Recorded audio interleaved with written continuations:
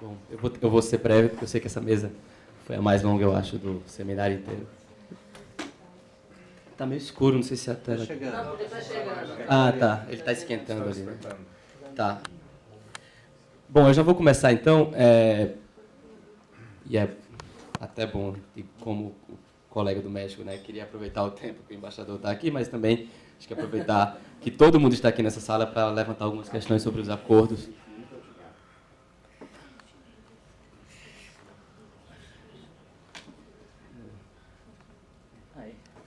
Bom, eu acho que o que a gente está discutindo aqui ontem e hoje, que está muito claro quando a gente tenta entender as possibilidades de incorporar questões sociais, ambientais e de direitos humanos nos acordos de livre comércio e nos acordos de investimentos, é que existe, como a Comissão de Direito Internacional alguns anos atrás reconheceu, uma certa fragmentação no direito internacional, nos regimes regulatórios, né, um termo um pouco controverso, mas colocar ele, que regulam os diversos aspectos da vida no âmbito internacional. Então, a gente está falando aqui de uma governança econômica bem sofisticada, com acordos muito sofisticados, com multilateralismo, com bilateralismo, com regionalismo, e o que basicamente se tenta é fazer com que as regras que regulam investimentos, capital, circulação de mercadorias, bens e serviços, se comuniquem com as regras que falam sobre as pessoas, os direitos humanos e o meio ambiente. O que se percebe hoje é que, infelizmente, esse regime ele é fraturado. E aí, por isso que tem essa fratura como uma imagem bem concreta. E esse exemplo ele fica muito claro dessa fratura, dessa diferença que existe entre o direito internacional dos investimentos ou do comércio e o direito internacional dos direitos humanos e como eles são difíceis de se comunicar, quando você faz uma comparação entre, pegando o mapa dos BITs, dos acordos bilaterais que foram assinados, esse mapa, quanto mais escuro, significa que o país tem mais acordo de investimento assinado, então você vê que chega até o limite de 198 acordos só para um país. Então, ao total, você tem em vigor dos acordos de investimento 2.000 e alguma coisa, e outros acordos de investimento 352. Essa classificação da UNCTAD não inclui os acordos de cooperação e facilitação de investimento, eles entram nesses outros, eles não entram nos tradicionais BITs, o que é uma classificação interessante. E aí você vê, por exemplo, eu tentei puxar também esse dado da UNCTAD, que quantos países assinaram quantos BITs. Então, se fizer a soma a partir, sei lá, de 10 BITs, 10 mais 18, 28, 30, 49, 50, ou seja, mais de 50% dos países, dos 233 que eles classificam, assinaram mais de 10 acordos bilaterais de investimento. Então, é um regime é uma rede muito sofisticada e complexa de acordos de investimento. E aí eu faço o contraste disso com a ratificação da Convenção dos Trabalhadores Migrantes, em que você tem, em laranja, são os países que não fizeram nada em relação a essa convenção, ou seja, 131 países, e os países que já são parte, 47, e só assinaram 19. Então, esses países estão visivelmente muito preocupados em favorecer a livre circulação de capital, mercadorias, bens e serviços, mas eles ainda relutam em olhar para a livre circulação de pessoas e trabalhadores migrantes como um investimento. A gente meio que tem que ressignificar o que significa investimento no dia de hoje. As pessoas não são investimentos. O Brasil, como um país que recebeu tantos migrantes, reconhece muito bem que os árabes, japoneses, chineses, tantos outros que vieram, alemães e tantas outras nacionalidades que já vieram aqui, contribuíram tanto para a cultura nacional, e isso é um investimento também. Bom, e aí duas charges que mostram como a discriminação em relação às pessoas, ela não é uma discriminação que a gente vê em relação a isso, à circulação do capital. Então, o que precisa é que todos esses direitos de propriedade, garantia de contratos e segurança jurídica que estão sendo outorgados aos investidores e aos seus investimentos, a gente também precisa pensar como fazer com que esses direitos também sejam estendidos às pessoas. Aí, voltando, já foi falado isso aqui, o embaixador já falou, vou passar bem rápido, que o Brasil, ele até resgatou um histórico que eu tinha pouco conhecimento, que é o histórico da década de 60, mas já pulando para a década de 90, o Brasil assinou 14 acordos de investimento, sendo que houve uma forte resistência no Congresso em relação a esses acordos. Os países que o Brasil assinou não foram só os países desenvolvidos, você vê aí acordos com Venezuela, Cuba, Chile, então foi uma tentativa de fazer acordos com diversos tipos de países, em diferentes graus de desenvolvimento, mas, basicamente, os pontos que pegaram naquele momento, que os congressistas mais se opuseram, foram esses que estão aí. A livre transferência de recursos ao exterior, né, que é a repatriação de ativos, a questão da indenização por dinheiro pela expropriação, porque no Brasil tem a cláusula constitucional de indenização de títulos da dívida agrária, a cláusula unilateral de solução de controvérsias, em que apenas o investidor pode acionar o mecanismo, e a vigência dos acordos que os parlamentares também consideravam muito longa, de 10 a 20 anos. E eles também disseram que, para acontecer isso, teria que ter uma lei disciplinadora dos investimentos no Brasil, a regulamentação do artigo 172 da Constituição.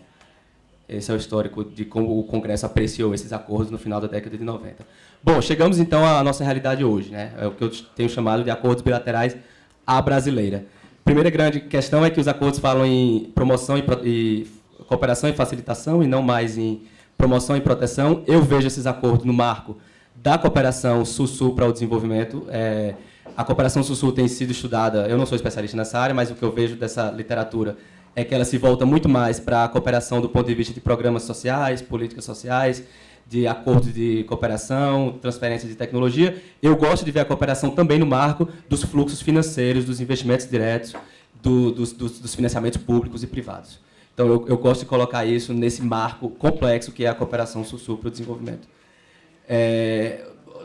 As pessoas que já têm analisado esse modelo, os acadêmicos, têm notado que esse acordo brasileiro, como já foi falado aqui, que tem inúmeros avanços e algumas flexibilidades que não se encontram nos acordos tradicionais, eles respondem à necessidade de um país emergente, que tem as suas próprias necessidades, que deixou de ser um importador de capital para ser um exportador de capital, e, principalmente, pensando no histórico do Congresso da década de 90, você vê claramente que o texto buscou evadir-se ou atacar, ou, enfim, responder aqueles obstáculos que obstaram a aprovação dos acordos pelo Congresso na década de 90. E isso partiu de um estudo feito ali pela Câmara de Comércio Exterior, que montou um grupo de trabalho sobre comércio exterior para avaliar esse novo acordo, a possibilidade do Brasil fazer um novo tipo de acordo. Depois foi para o Ministério do Desenvolvimento, Indústria e Comércio Exterior, através de sua Secretaria de Comércio Exterior, que, em consulta com o setor privado, chegou a esse modelo. Essa é a narrativa que a gente tem, e aí pode ter alguma diferença. E isso vem muito na linha, que, como já foi falado aqui, de uma crescente internacionalização das empresas brasileiras, e é lógico que é natural que o empresariado brasileiro tenha interesse em dar mais segurança jurídica aos investimentos brasileiros, aos seus investimentos no exterior. Como se vê nesse gráfico, o investimento direto estrangeiro do Brasil no exterior cresceu muito, exponencialmente nos últimos anos, então é natural que haja uma preocupação então, em relação à segurança jurídica dos investimentos das empresas brasileiras lá fora. Esse outro gráfico aqui mostra, por exemplo, o desembolso do BNDES na categoria pós-embarque, 3 categorias, né, em relação às obras de infraestrutura, especificamente. Então, na América do Sul, na África e demais obras de infraestrutura na América Latina, então se percebe que há um crescimento também razoável dos financiamentos públicos à exportação de bens e serviços de empresas brasileiras para a construção de obras de infraestrutura no exterior. Infraestrutura, por essa questão de ser um hard, né, investment, precisa de investimento por si só, ou de segurança, digamos assim, segurança até física desses investimentos. Então, isso é só um dado que mostra o quanto as empresas brasileiras têm crescido, principalmente no mercado da América Latina e da África lusófona. Até o momento foram assinados 4 acordos com o México, com Malawi, Moçambique e Angola. Moçambique e Angola foram os primeiros. E na fila, no pipeline, pela uma nota que o MRE soltou, estariam África do Sul, Argélia, Marrocos, Tunísia. Na África do Sul, na África e na América Latina, Chile, Colômbia e Peru. Colômbia já foi concluído. Bom, eu vou passar essa parte porque eu gostaria de focar pelo tempo, não sei quanto eu ainda tenho, Yara, na cláusula de responsabilidade social corporativa. Acho que já foi muito bem falado aqui pelo Alberto e pelo Cozendei, o que esses acordos trazem de inovação em relação à questão de governança institucional. Então, eu coloquei aí só essa imagem do tijolinho para dizer que, realmente, o acordo brasileiro ele tem muitas diferenças em relação aos acordos que têm sido negociados até então. Então, ele é mais um tijolinho nessa complexa rede de acordos no regime internacional dos investimentos. Eu destacaria aqui somente a questão da prevenção de disputas. Então, como já foi falado, a arbitragem, que deixa de ser investidor-Estado para ser arbitragem entre Estados, ela seria, assim, o último recurso, né? The last resort. Antes disso, a ideia é que haja sempre comunicação, mediação entre os comitês conjuntos, os pontos focais, esses dois mecanismos que foram, né, criados, inspirados na Coreia, o ponto focal, no Acordo da Coreia do Sul, mas a ideia é essa. E a outra grande novidade são as cláusulas de responsabilidade social corporativa, que trazem, então, obrigações para as empresas. Então, como o Alberto falou, o que vem se discutindo no nível internacional em relação aos acordos bilaterais é como fazer com que os Estados tenham alguns direitos, já que as empresas adquiriram, por meio desses regimes, muitos direitos. Então, era meio que equilibrar os direitos e obrigações das empresas, oferecendo aos Estados o famoso espaço de políticas públicas. Então, resguardando que o Estado não fosse questionado no mecanismo arbitral se ele resolva passar uma regulação de cunho social, ambiental, nesse sentido. Então, a cláusula de responsabilidade social corporativa, ela inova no sentido de trazer mais claras essas obrigações das empresas que antes sequer vinham. Antes eram só os direitos dos investidores, e agora existem obrigações. Bom, nos acordos de Moçambique e Angola, as cláusulas de responsabilidade social corporativa vieram em anexo, e nos acordos do México e Malawi, elas estão no corpo principal. A nossa maior crítica, que eu ali um certo diálogo no valor econômico, é que o Brasil perdeu a oportunidade, nesse acordo, de aderir aos padrões mais altos que existem sobre responsabilidade social corporativa e sobre direitos humanos. E aqui eu tenho uma interpretação diferente da que foi apresentada pelo embaixador em relação ao que é responsabilidade social corporativa. O entendimento de que a responsabilidade social corporativa é tudo aquilo que está além da lei é um entendimento que meio que está cada vez ficando para trás. A responsabilidade social corporativa ela não é o que as empresas fazem de voluntário. Cada vez mais, quando você olha as diretrizes da OCDE, os princípios da ONU sobre empresas de direitos humanos, a ISO 26000, as regras de responsabilidade social corporativa não se enxergam mais como aquilo além da lei. Pelo contrário, elas dizem que o básico é você cumprir a lei. Ali, na verdade, as regras de responsabilidade social corporativa, elas trazem cada vez mais mecanismos para que as próprias empresas saibam o que elas devem fazer para cumprir a lei, que é algo que as empresas nunca souberam, porque elas têm milhões de padrões, Pacto Global, diretrizes da OCDE, princípios da ONU, e aquilo ali fica confuso, porque na hora da empresa escolher como que ela aplica aquilo ali, qual ela escolhe, ficava difícil dela entender. Aí o que é que o princípio da ONU fez? Você tem que fazer uma política, você tem que fazer uma due diligence em direitos humanos e você tem que criar um mecanismo. Pronto, isso está sendo reproduzido em todos os demais padrões. Só que todos eles são muito enfáticos em dizer respeitar direitos humanos é o mínimo. E outra coisa que o acordo não reproduziu, que respeitar direitos humanos não é o direito humano que a parte, o Estado, incorporou, que ele ratificou, aquele tratado. É respeitar os direitos humanos internacionalmente reconhecidos.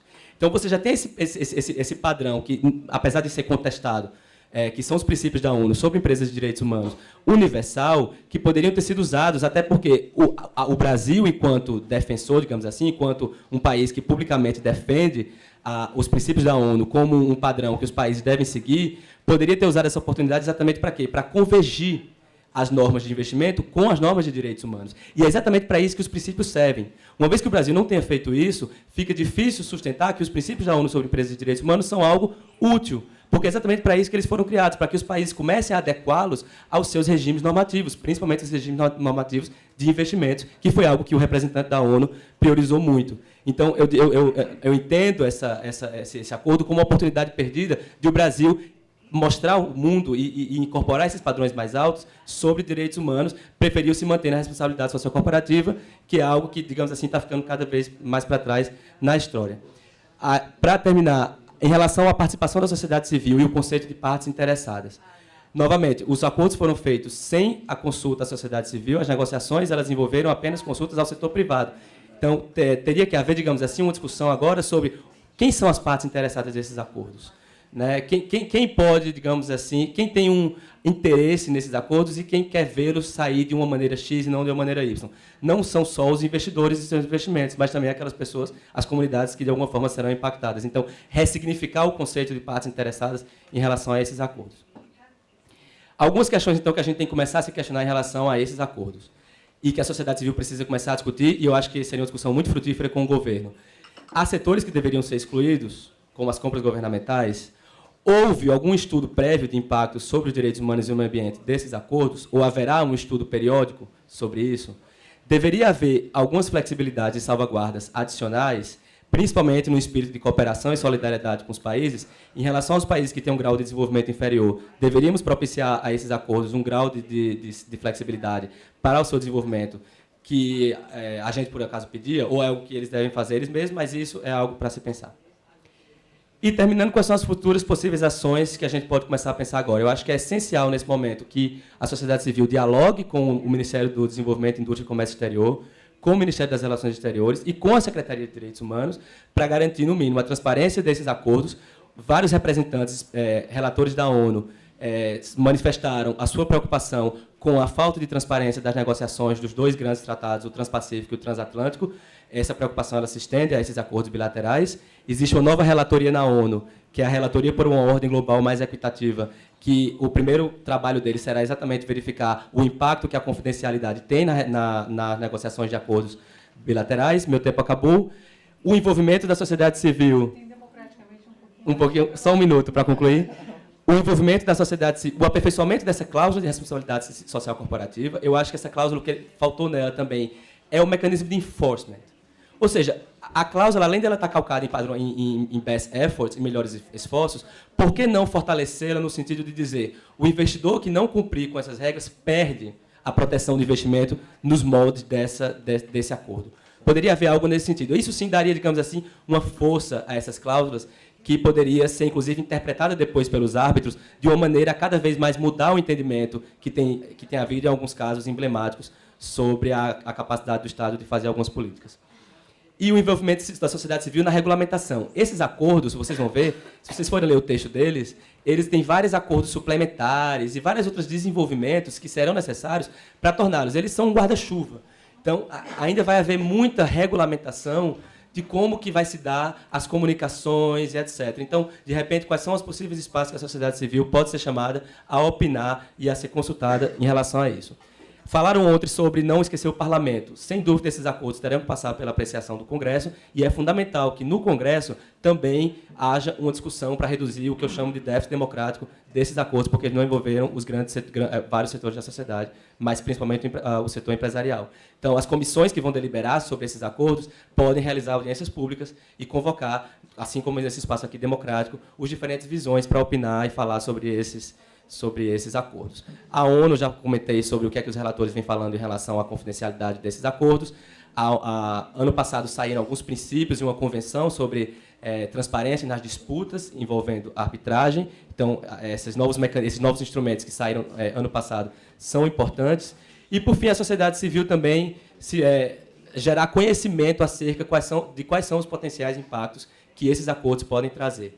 Então, cada vez mais que as empresas brasileiras têm ido para o exterior, se tem havido algum tipo de impacto adverso às comunidades locais e trazer isso à atenção para questionar se esses acordos não poderiam vir mais fortes. E eu acabo aqui. Muito obrigado.